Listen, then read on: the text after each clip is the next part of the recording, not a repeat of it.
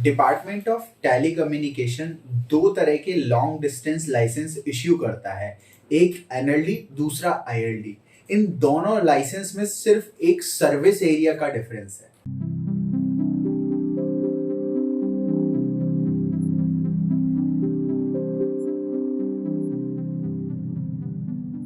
नमस्कार दोस्तों, मेरा नाम है दुष्यंत और आज हम डिस्कस करेंगे एनएलडी और आईएलडी के रजिस्ट्रेशन प्रोसेस के बारे में।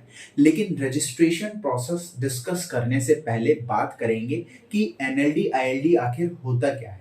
सबसे पहले डिस्कस करेंगे एनएलडी यानी कि national long distance. National long distance के अंदर आप कोई भी ऑपरेटर या कोई भी टेलको जो इस लाइसेंस का होल्डर है, वो कोई भी टेलको रिलेटेड सर्विस अगर लॉन्ग डिस्टेंस नेटवर्क पे प्रोवाइड करना चाहता है तो वो सिर्फ और सिर्फ नेशनल एरिया में कर सकता है। और इन्हीं ऑपरेटर्स को जो एनएलडी सर्विस प्रोवाइड करते हैं उन्हें कहा जाता है एनएलडीओ यानी कि नेशनल लॉन्ग डिस्टेंस ऑपरेटर। ये ऑपरेटर्स अपना एक नेटवर्क क्रिएट करते हैं लॉन्ग डिस्टेंस जो कि नेशनल एरिया को कवर करता है और इस नेटवर्क को सस्टेन करते हैं ये शॉर्ट डिस्टेंस चार्जिंग एरियाज के थ्रू।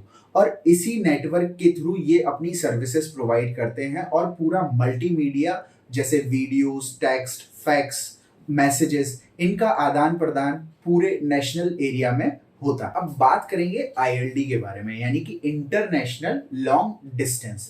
जैसा हमने डिस्कस किया एनएलडी में बिल्कुल सिमिलर सर्विसेज आईएलडी के अंदर हैं, बट आईएलडी होता है इंटरनेशनल लेवल पे।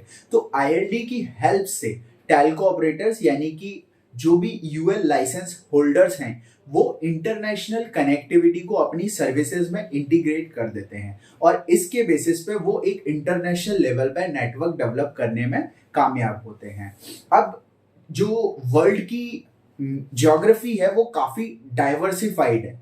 उस डाइवर्सिफाइड ज्योग्राफी की वजह से आपका जो नेटवर्क है वो हर जगह पे सिमिलर नहीं होता है और कहीं कहीं वीक सर्विसेज भी होती हैं। तो उसको सिमिलर करने के लिए, यूनिफॉर्म करने के लिए कुछ इक्विपमेंट्स का यूज होता है और उन इक्विपमेंट्स को यूज करके इंडियन ऑपरेटर्स और इंडियन लाइसेंस होल्डर्स आप अपनी सर्विसेज को प्रोवाइड कर सकते हैं इंटरनेशनल लेवल पे इन यूनिफॉर्म मैनर।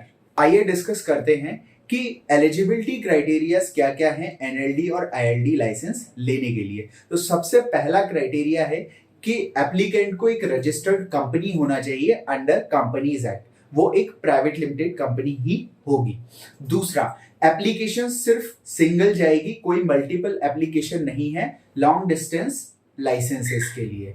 तीसरा, ये लाइसेंस लेने के लिए आपको डीओटी प्रिस्क्राइब्ड फॉर्मेट में ही एप्लीकेशन सबमिट करनी है डिपार्टमेंट ऑफ टेलीकम्युनिकेशन में। फोर्थ क्राइटेरिया है कि जो लाइसेंसेस होते हैं एनएलडी और आईएलडी, इनकी वैलिडिटी 20 इयर्स रहती है, लेकिन जो रिन्यूअल है उसमें एनएलडी को मिलता है रिन्यूअल 10 साल के लिए, वहीं आईएलडी का रिन्यूअल सिर्फ 5 साल के लिए ही हो पाता। अब फिफ्थ एलिजिबिलिटी क्राइटेरिया है कि जो एनएलडी आईएलडी लाइसेंस सीकर्स हैं उन कंपनीज की जो नेटवर्थ है उसकी रिक्वायरमेंट है 2.5 करोड़ रुपीस। इसके अलावा अगर एनएलडी आईएलडी आप लाइसेंस लेना चाहते हैं तो उसके बाद, लेने के बाद एक लाइसेंस फी देनी होती है। उस लाइसेंस फीस को कहते हैं एजीआर, एडजस्टेड ग्रॉस रेवेन्यू। इसका 7th पॉइंट है कि इसमें फॉरेन डायरेक्ट इन्वेस्टमेंट ऑटोमेटेड है, बट उसके लिए आपको proper documentation with equity details submit करनी होगी।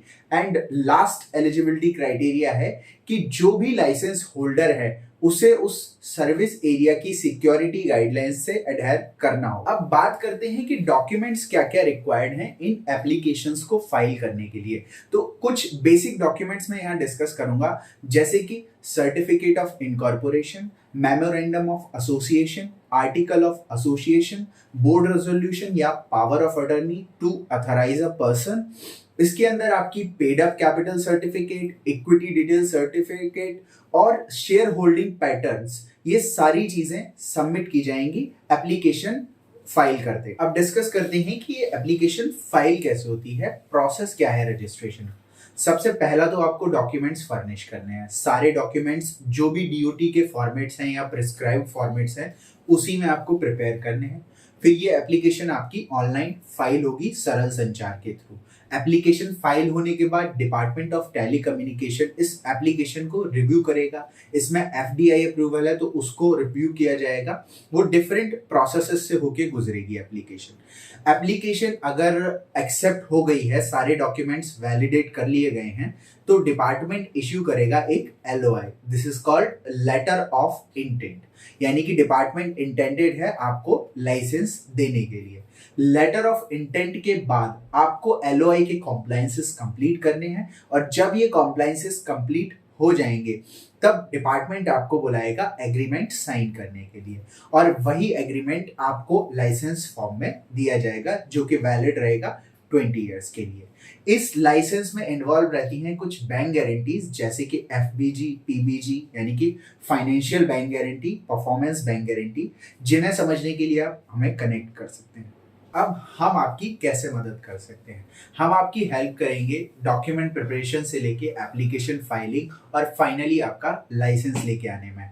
अगर डिपार्टमेंट से कोई ऑब्जेक्शन है तो वो सारे रेक्टिफिकेशन हमारे पार्ट्स पे हैं। कनेक्ट करिए रजिस्ट्रेशन वाला।